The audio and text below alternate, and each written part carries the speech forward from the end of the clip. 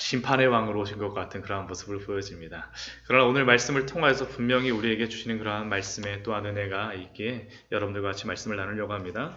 오늘 12절 말씀을 보면 예수님께서 성전에 들어가십니다. 그리고 성전 안에 있던 매매하는 그러한 사람들을 내쫓으시고 돈 바꾸는 사람들의 상과 비둘기 파는 사람들의 의자를 둘러 엎으셨습니다.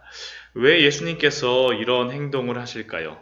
지금 이들이 이렇게 성전 안에서 매매하는 행동과 돈 바꾸는 일들은 이미 대제사장들에게 허락을 받아서 하는 그러한 행동들이었고, 또한 오랜 시간 동안 관례적으로 행하여 왔던 그러한 일들입니다. 이렇게 이들이 이 안에서 매매하고 또한 돈을 바꾸는 이 환전의 일들을 하는 이유는 다 이유가 있는 그러한 행동이었습니다. 지금 예수님이 이렇게 올라가신 때가 6월절 기간입니다. 6월절 기간. 6월절 기간에 이러한 것들이 왜 더 성행하냐 하면 이 6월절 기간에는 이스라엘 전역에서 사람들이 다 모입니다. 단순히 이스라엘 전역에서만 모이는 게 아닙니다.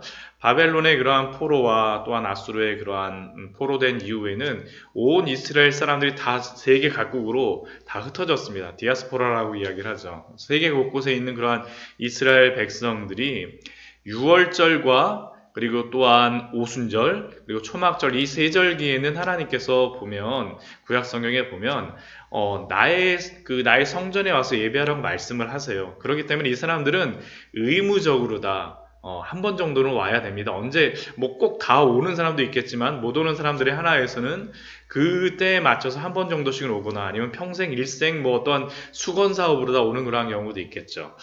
그러한 사람들이 이렇게 오는데 그들은 그냥 오지 않습니다. 항상 뭐를 같이 가져와야 되냐면 제물로서 드릴 6월절 어린 양이라던가 하나님 앞에 드릴 그러한 어떠한 예물로서의 그러한 제물들을 가지고 와야 합니다. 근데 이들이 가지고 왔다고 해서 그냥 바로 다 드릴 수 있는 것이 아니라 문제는 제사장들이 그게 정말 드릴 수 있을 만한 그러한 제물인지 온전한 그러한 제물인지를 확인해 보는 절차가 있습니다. 진짜 이게 말이 이게 쉽지 진짜 몇십 킬로 몇백 킬로 이렇게 며칠 동안 막 끌고 왔는데 이거는 못 드려 하면 얼마나 허탄하겠습니까? 허탄하겠습니까? 그렇기 때문에 이들은 이러한 짐승들을 가져오는 것을 뭐 가져오는 사람들이 있었을지 모르겠지만 여기 사는 것을 당연하게 이렇게 생각할 수밖에 없는 것입니다. 그리고 그들의 편의를 봐주기 위하여서 대제사장들도 이러한 일들을 행하였었고요. 또한 환전하는 것도 왜 돈을 바꾸는 일들을 행하였었냐면 그 앞부분에 우리가 보게 되면 베드로를 통하여서 예수님께서 물고기 입에서 돈을 뭐 해갖고 성전세를 내게 하시는 그러한 사건이 앞부분에 있었었는데 그것이 바로 성전세를 내는 겁니다. 성전세를 못 냈던 사람들은 와서 성전세를 내게 되는데 문제는 그 자기들이 통용하는 그러한 화폐와 성전에서 받는 화폐가 틀리기 때문에 그들은 반드시 환전을 해야 됐습니다. 그러니까 돈 바꾸는 사람들이 있어야 됐어요.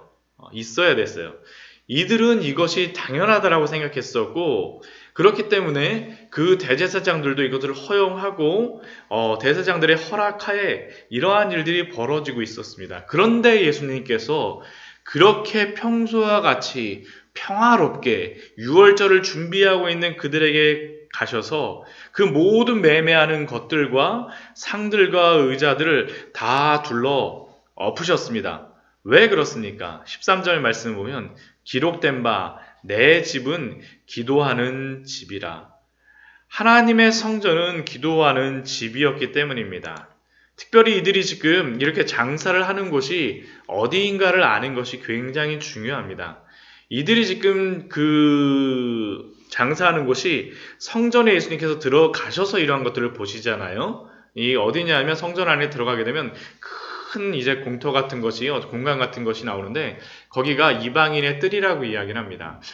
성전이 그냥 뭐 성전 전체 우리 해갖고 교회 예배당 그냥 딱 들어오면 되는 게 아니라 이들은 예전에는 성전을 구획을 나눠놨습니다. 제사장들과 유일하게 대제사장들만 들어갈 수 있는 지성소도 있었고 거기는 1년에 한 번밖에 못 들어가죠. 그리고 그 바깥에 나오게 되면 제사장들만 들어가는 어떠한 뜰이 있었고요. 성소가 있었고 그 다음에 그 바깥으로 나오게 되면 유대인들만 들어갈 수 있는 뭐 여인들만 올라갈 수 있는 그러한 다락도 있었고 이방인들만 들어가는 곳이 사실은 처음에 들어가고 가장 먼저 있는 장소입니다. 그런데 이 장소 안에서 그들은 이방인들이 기도해야 되는데 이들은 그것이 아니라 장사하는 곳으로 만들었기 때문에 예수님께서는 이것을 강도의 소굴을 만들었다라고 예수님께서 말씀하시는 겁니다. 이 말씀은 구약의 두 군데에서 말씀을 인용하십니다. 먼저 이사야서 56장 7절 말씀을 보게 되면 이렇게 말씀하고 있습니다. 우리 이사야서 56장 7절 말씀 한번 찾아볼까요? 네.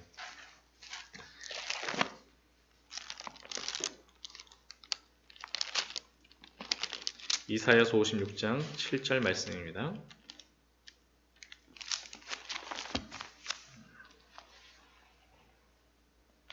(7절) 말씀 1037페이지입니다. 구약성경. 네, 이사야서 56장 7절입니다.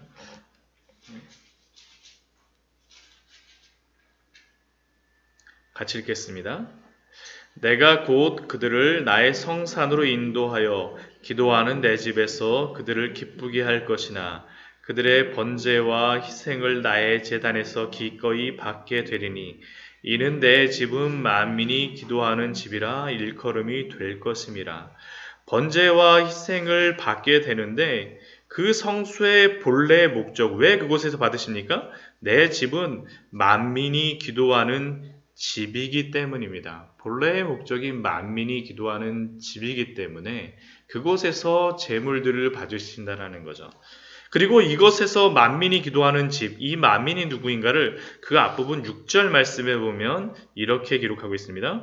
또 여호와와 연합하여 그를 섬기며 여호와의 이름을 사랑하며 그의 종이 되며 안식일을 지켜 더럽히지 아니하며 나의 언약을 굳게 지키는 이방인마다.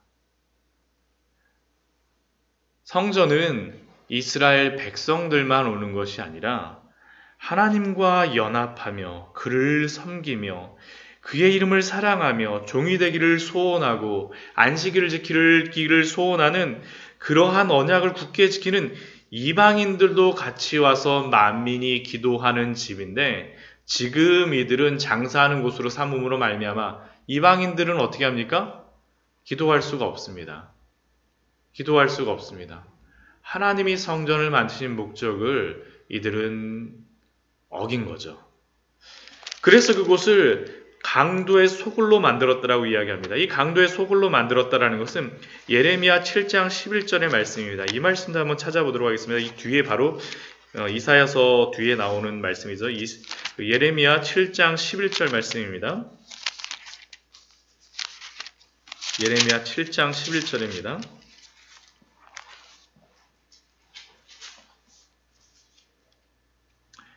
예레미야 7장 11절입니다. 같이 읽겠습니다.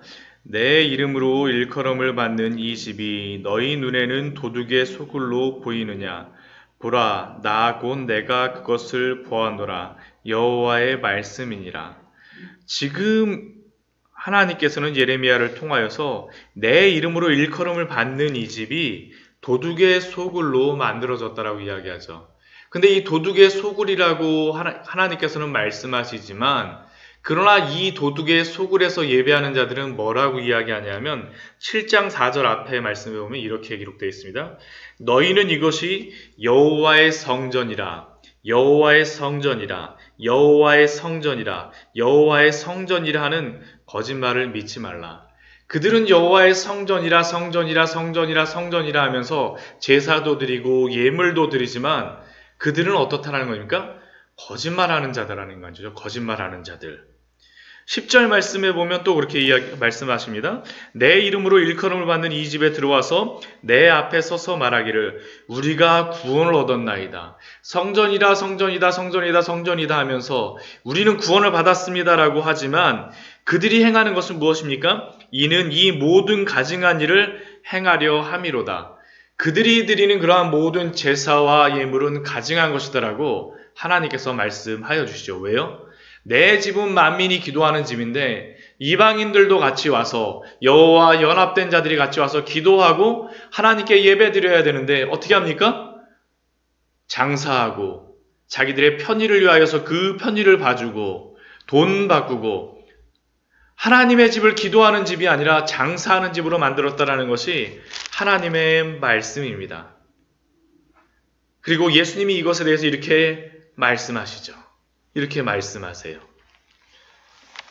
그리고 이러한 일들을 예수님께서 성전을 청결하게 하시고 난 다음에 14절 말씀을 보면 이런 사건이 있습니다. 이게 굉장히 오늘 말씀을 보면 이게 인상적인 사건들이 계속 이어집니다. 기적들도. 맹인과 저는 자들이 성전에서 예수께 나오매 고쳐주시니. 맹인과 저는 자들은 도대체 누구입니까? 이게 그 사무엘하 5장 8절 말씀에 보면 이런 말씀이 있습니다. 그날에 다윗이 이르기를 누구든지 여부수 사람을 치거든 물 깃는 대로 올라와서 다윗의 마음에 미워하는 다리 저는 사람과 맹인을 치라 하였으므로 속담이 되어 이르기를 맹인과 다리 저는 사람은 집에 들어오지 못하리라 하더라. 그 속담으로 이게 이렇게 되었습니다. 다윗이 다리 저는 사람과 맹인을 치라 하였으므로 성전에서는 예루살렘에는 맹인과 다리 저는 사람은 들어오지 못하리라 하리라. 왜 다윗이 이렇게 이야기하냐면 이 성에 다윗이 그 예루살렘을 점령하기 전에 이 성에 여부수 사람들이 있었는데 여부수 사람들이 다윗이 점령하러 오니까 뭐라고 했냐면 이 성이 그 맹인과 다리 저는 사람이 이 성을 지켜도 너희들이 이 성을 점령하지 못할 거야. 우리의 성은 이렇게 튼튼해라고 이야기하자 다윗이 이것을 점령하고 나서 이야기했던 것이 바로 이것입니다. 그래서 그들은 맹인과 다리 저는 자들은 성전에 들어오지 못하더라고. 그 안에서 예배하지 못하리라고 이야기하는데 예수님께서 누굴 고쳐주십니까? 맹인과 저는 자들을 고쳐주십니다. 이들은 바로 이방인들이었습니다. 이방인들. 예수님께서는 맹인과 다리 저는 자들을 다시 들어와서 예배할 수 있도록 회복시켜 주시는 거죠. 또한 그러자 예수님께서 이러한 일을 하시자 15절 말씀을 보면 어떻게 합니까?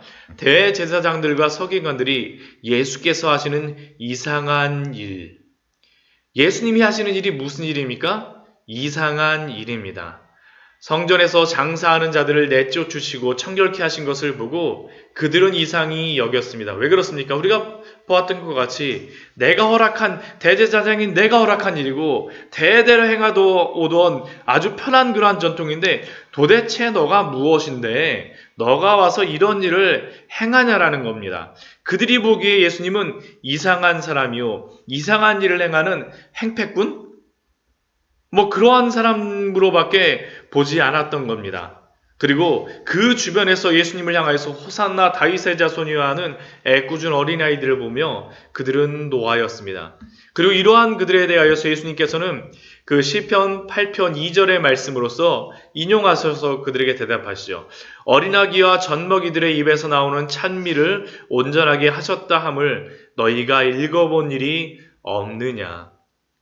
우리는 이 말씀이 그냥 대충 들리겠지만 이것을 들었던 대제사장들과 서기관들에게는 이것이 충격이었을 것입니다.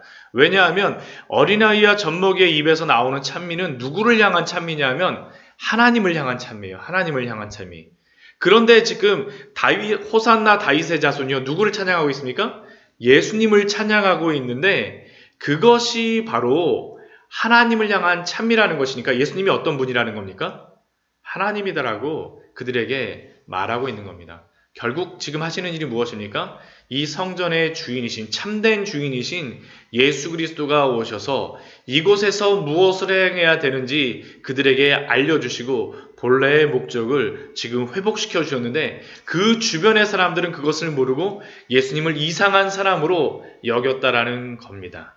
그리고 그 다음에 나오는 기적이 바로 무화과 나무의 그러한 기적입니다. 바로 이게 하루 정도 날짜가 이게 좀 차이가 있는 건데 원래는 앞에서 이렇게 일어났던 일이 이것이 먼저 있고 나서 그 다음에 성전 청결하는 것으로서 마가복음에 나와 있습니다. 근데 이게 순서는 그렇게 크게 상관은 없습니다. 근데 이 비유가 나오는 것이 굉장히 의미가 있습니다. 앞에 나오든 뒤에 나오든 똑같습니다. 이른 아침에 예수님께서 이제 성으로 다시 예루살렘 성으로 들어오실 때 길가에 한 무화과 나무를 봅니다. 굉장히 잎사귀가 무성한 나무입니다. 이게 봄에 무화과 나무에 열매가 열립니다. 잎사귀가 굉장히 무성해요. 근데 지금 사실 6월절 기간에는 무화과 나무가 열려갖고 열매를 먹을 때는 아닙니다. 근데 잎사귀가 무성하기 때문에 좀 이른 나무들은 아마 나올 수도 있었던 것 같아요. 예수님이 잎사귀가 무성하기 때문에 거기 가셔서 그 열매가 있는가를 보셨는데 그 무화과 나무에 열매가 있었습니까? 없었습니다. 잎사귀는 무성하지만 열매는 없는 나무. 그러자 예수님께서 뭐라고 말씀하십니까? 이제부터 영원토록 내가 열매를 맺지 못하리라 하시니 무화과 나무가 곧 마른지라. 이것이 무엇이겠습니까? 사실 이 앞의 사건과 이어지는 거죠. 이 이스라엘 백성들, 그들은 하나님께 대하여서 예배하는 그러한 예배의 형식과 제도와 어떠한 제물을 드리고 6월절이라고 그들 나름대로 그런 큰 의식을 치르면서 전국 곳곳에서 세계 방방곳곳에서 모여서 예배를 갖추고 어떤 형식을 갖추기 위해 또 사람들에게 편의를 주기 위해 여러 가지 많은 잎사귀가 무성한 것처럼 많이 그들이 그러한 것들을 행하고 있지만 그러나 하나님 보시기에 예수님 보시기에 그곳은 어떤 것입니까? 열매 없는 무화과와 같다라고 지금 이것을 통하여서 예수님은 우리에게 알려주시는 겁니다. 그러자 그러한 그들을 향하여서 어떻게 합니까? 저주하시고 무화과 나무가 곧 마르죠.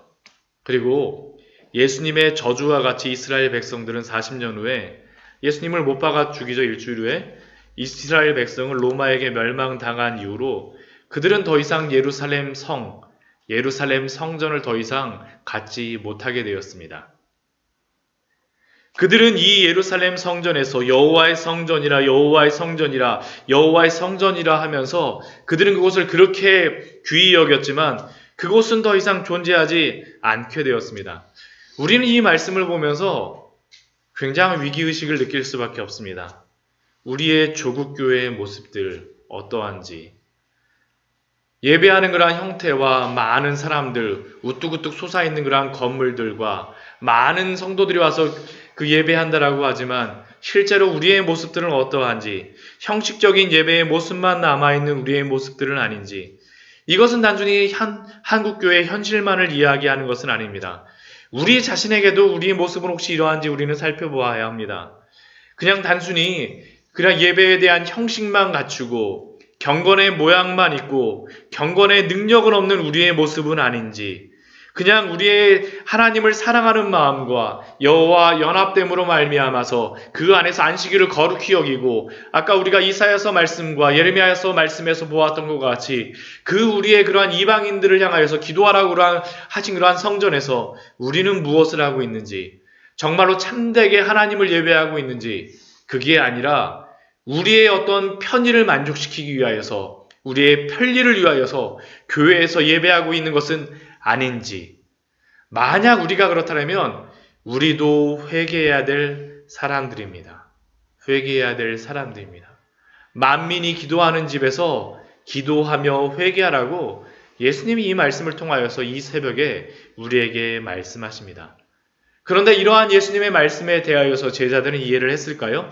제자들에게 이러한 것들을 다 보여줬는데 제자들은 이것을 보고 20절 말씀 보면 이상히 여기며, 제자들도 이상히 여깁니다. 앞에 대제사장들도 이상히 여기는데 제자들도 이상히 여겨요. 아니 지금까지 예수님은 어떠한 기적을 행하시면 살리시고 하는 것들만 봤었는데 예수님 왜 그렇게 하시지? 아무튼 이상히 여겼습니다. 그러자 제자들이 예수님께 물어봅니다. 무화과 나무가 어찌하여 말랐습니까? 아마 제자들은 이 무화과 나무가 마른 그러한 기적에 대해서 궁금했던 것 같아요. 우리는 제자들인데 우리도 이렇게 하면 이런 걸 할 수 있겠구나. 아마 그러한 기적 자체에만 집중했던 것 같습니다. 그러자 예수님께서 하시는 말씀이 무엇입니까? 21절 말씀을 보면 내가 진실로 너희에게 이르노니 너희가 믿음이 있고 의심하지 아니하면 이 무화과 나무에게 된 이러한 일뿐 아니라 이 산도로 들려 바다에 던져지라 하여도 될 것이요. 기도하면 된다라는 겁니다. 기도하면 된다. 22절 말씀은 제자들에게 이러한 약속도 주시죠. 너희가 기도할 때 무엇이든지 믿고 구하는 것은 다 받으리라. 기도하면 다 받으리라는 약속을 제자들에게 주셨습니다. 왜 이 말씀을 주실까요? 이것도 물론 이 말씀 자체로도 참 은혜가 되어지지만 앞의 말씀과 한번 같이 연관지어서 한번 생각을 해보십시오. 원래 성전은 무엇을 하는 곳이었습니까? 이스라엘 성전은, 예루살렘 성전은 만민이 기도하는 집이었었는데 그들이 지금은 무엇을 하고 있습니까? 만민이 기도하는 집에서 기도하고 있습니까? 아닙니다. 장사하고 환전하고 그들의 이익을 취하고 있습니다. 그러자 결국 어떻게 됩니까? 무너지죠. 더 이상 예루살렘 성전은 없습니다. 그러면 예루살렘 성전이 없는데 어디서 우리는 기도해야 됩니까? 누가 기도해야 합니까? 제자들과 함께 남겨질 예수 그리스도가 세우실 그 교회가 기도해야 된다는 겁니다. 너희가 내 이름으로 두세 사람이 모인 곳에 기도하는 곳에 내가 함께 있겠다라고 약속하여 주시지 않았습니까? 예수 그리스도와 하나님이 온전한 성전이 되어주시겠다라고 요한계시록에서 약속하여 주셨지만 너희가 바로 사도 바울은 너희의 몸이 성전이라고 말씀하심으로 말미암아 성도들이 바로 성전이라는 거죠. 제자들을 통하여서 이루어질 그러한 성전들, 교회들을 그 교회에서 기도하라고 만민이 기도하는 집, 그리스도가 값지고 피주고 사신 교회에서 기도하라고 우리에게 명령하신 겁니다. 명령하신 겁니다. 그리고 약속하여 주신 것이 바로 오늘의 말씀입니다. 결국 그러니까 우리는 이곳에서 무엇 해야 되겠습니까? 기도해야 됩니다. 기도해야 됩니다. 기도해야 됩니다. 왜냐하면 성전은 바로 만민이 기도하는 집이며 그 제자들을 통하여서 이루어질 그러한 교회는 다른 곳이 아니라 만민이 모여서 기도할 집이기 때문입니다. 이 한국교회를 보면서 이 한국교회는 이것이 잘못됐어. 우리 교회는 이것이 나빠.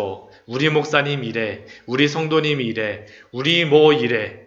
물론 여러 가지 불평하고 불만할 것들도 많습니다. 근데 우리에게 말씀하시는 것이 무엇입니까? 기도하라는 겁니다. 너희가 기도할 때 무엇이든지 믿고 구하는 것은 다 받으리라고 말씀하셨기 때문에 허물어진 우리 교회들을 위하여서 기도하여 주십시오. 허물어진 우리의 믿음을 향하여서, 우리의 가정을 향하여서, 우리의 신앙을 향하여서 우리에게 기도하면 너희들이 믿고 구하는 것에 대하여서 다 들어주겠다라고 약속하여 주셨습니다. 말씀을 정리하도록 하겠습니다. 예수님이 성전에 들어가신 것은 그분이 왕 되셨기 때문에 들어가신 겁니다. 평화의 왕으로서. 세상의 사람들은 평화의 왕으로 왜 부시냐라고, 왜 허무냐라고 이야기하지만 온전히 세우시기 위하여서 예수님께서는 들어가신 것입니다. 그 세워진 교회에서는 기도해야 합니다. 그것이 바로 교회입니다. 우리가 기도해야 합니다. 우리 같이 기도하며 나아갈 때 정말로 주님께서 이러한 귀한 은혜들을 저희가 감당하게 해달라고 우리 기도하도록 하겠습니다.